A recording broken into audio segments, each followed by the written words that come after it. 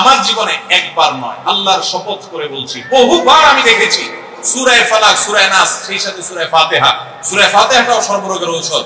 সূরা ফাতিহা, সূরা ইখলাস, সূরা ফালাক, সূরা নাস, এগুলো পড়ে ফু দিয়ে, পানিতে, তেলে, খাবারে, মানুষের উপরে যে কোনো বিশেষ করে জিন্নাতের সমস্যা, ব্ল্যাক ম্যাজিকের সমস্যা বা অস্বাভাবিক সমস্যা বা সাধারণ রোগ হলেও আল্লাহর কাছে আশ্রয় চাওয়া হলে আমি বহুবার দেখেছি যে আল্লাহ রাব্বুল আলামিন কুদরতিভাবে তৎক্ষণাৎ সেটার কার্যকারিতা আমাকে দেখিয়েছেন, সাহায্য করেছেন। আমরা সবাই আমল করব তো ইনশাআল্লাহ।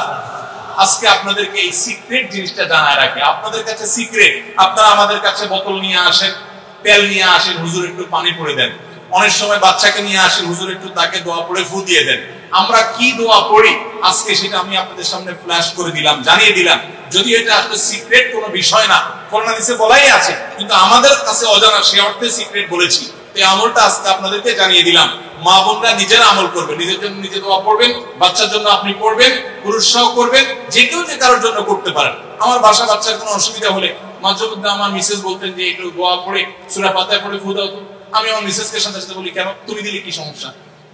আমি দিব অবশ্যই, কিন্তু তুমি তো আল্লাহর বান্দা, তুমি বরং আল্লাহর প্রতি ঈমান ইয়াকিন আমার চেয়ে আরো বেশি রেখে পড়তে পারো, আল্লাহ তাআলা অবশ্যই সেটা কার্যকর করতে পারেন। এই জন্য আমরা কার্পণ্য করবো না, শুধু হুজুরদের দিকে চেয়ে থাকবো না। হুজুরদের কাছ থেকে দোয়া আনবো, পানি পড়া আনবো, সেটা যেমন ঠিক আছে, তার চাইতে উত্তম হবে যে এই দোয়াগুলো নিজে নিজে যদি আপনি পড়েন, আল্লাহর কাছে সরাসরি চান, সেটা আরো বরং আপনার জন্য উচিত হবে এবং ভালো হবে। আমরা সবাই চেষ্টা করবো না ইনশাআল্লাহ?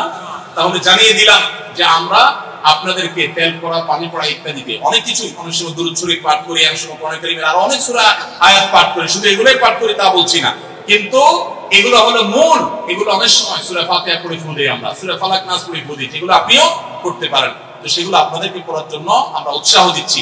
অনেক সময় সাধারণ মানুষ আমরা মনে করি না ওই হুজুর বোধহয় বিশেষ কিছু পাঠ করেন। ভাই, এই কোরআন 30 পারা, হুজুরের জন্য কি 31 পারা আছে?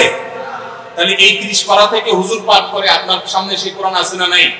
এই কোরআন হুজুরের জন্য যদি কার্যকর হয়, আপনার জন্য কার্যকর হবে না নাই? অতএব আমরা সবাই আল্লাহর কাছে দোয়া করতে শিখবো তো ইনশাআল্লাহ। এই দেশে যত দোয়া আছে সব দোয়ার কন্ট্রাক্টরই আমরা হুজুরদেরকে দিয়ে দিছি। নতুন ট্রাক কিনছে, হুজুর এনে দোয়া দিতে হবে। নতুন জমি কিনছে, প্রথম তো হুজুর দিয়ে দোয়া দিতে হবে। নতুন আপনার ঢালাই হচ্ছে, হুজুর দিয়ে ঢালাই দিতে হবে। আবার ঘরে উঠবে, হুজুর দিয়ে দোয়া করাইতে হবে। নামাজ শেষ, হুজুর দিকে চায় থাকে, হুজুর হাত উঠাইলে উঠাবে। আবার হুজুর হাত নামানোর পর দোয়া করতে পারে না, ডানবার থেকে কোসা মানে হুজুরের নামানোর সাথে তুমি এখনো কি করো, আছে না নেই? আমরা আল্লাহর কাছে নিজে নিজে চাওয়া শিখবো কি শিখবো না বলেন? আল্লাহর বান্দাদের সবাইকে আল্লাহ বলেছেন, উদউনি আস্তাজিব লাকুম, তোমরা সবাই আমার কাছে দোয়া করো, আমি দোয়া কবুল করব। অতএব আল্লাহর কাছে দোয়া করতে শিখবো তো ইনশাআল্লাহ।